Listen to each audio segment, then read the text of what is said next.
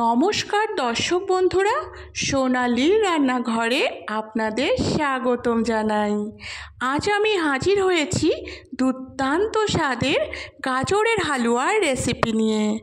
খুব কম সময়ে এই রেসিপি আজ আমি আপনাদের তৈরি করে দেখাবো। আশা করছি আপনাদের ভীষণ ভালো লাগবে। আমার এই চ্যানেল এখনও পর্যন্ত সাবস্ক্রাইব করা থাকলে চ্যানেলটি সাবস্ক্রাইব করবার অনুরোধ রইল। এখানে গাজরের হালুয়া তৈরি করার জন্য 500 গ্রাম গাজরকে খোসা ছাড়িয়ে ভালো করে ধুয়ে নিয়েছি। এখন গাজরগুলোকে একটি গ্রেটারের সাহায্যে গ্রেট করে নেব। দেখুন বন্ধুরা, এই গ্রেটারের সাহায্যে আমি গাজরগুলো একই রকমভাবে নিচের দিকে ঘষে ঘষে গ্রেট করে নিচ্ছি। তাতে করে গাজরের শেপ একই রকম হয় এবং দেখতেও ভীষণ সুন্দর হয়।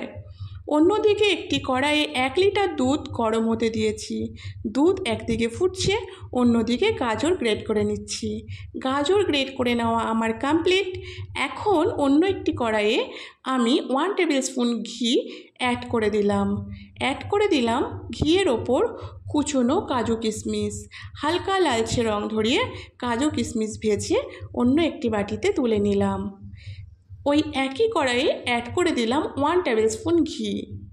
ঘিয়ের ওপর গ্রেট করা গাজরগুলো দিয়ে হালকা ভেজে নেব। গাজর আমার ভাজা হয়ে গেছে, অন্যদিকেও দুধটা ফুটে ঘন হয়ে গেছে। দুধ ফুটে যখন ঘনত্বে চলে আসবে, কালারটা হালকা চেঞ্জ হয়ে যাবে, ঠিক এই পর্যায়ে আমি দুধের মধ্যে অ্যাড করে দিলাম ভেজে রাখা গাজরগুলো। দেখুন বন্ধুরা, গাজর অ্যাড করার সাথে সাথে দুধের কালারটা কত সুন্দর চেঞ্জ হয়ে গেছে।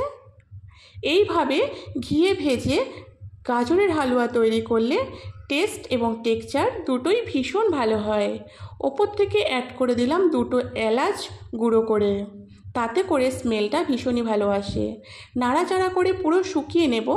দুধ পুরো শুকিয়ে ঘনত্বে চলে আসলে, শুকনো হয়ে গেলে ঠিক এই পর্যায়ে অ্যাড করে দিলাম পরিমাণ মতো চিনি।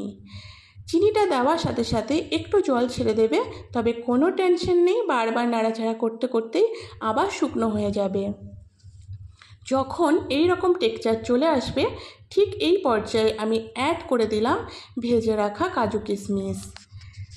দেখুন বন্ধুরা, আমাদের গাজরের হালুয়া কত সুন্দরভাবে রেডি হয়ে গেছে।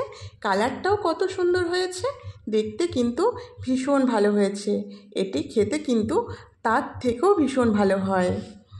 আশা করছি আমার এই গাজরের হালুয়া আপনাদের ভীষণ ভালো লেগেছে। ভালো লাগলে লাইক, শেয়ার ও কমেন্ট করতে ভুলবেন না যেন। আজকের মতো এই পর্যন্তই, আবার হাজির হব নতুন কোনো রেসিপি নিয়ে। Thanks for watching my video.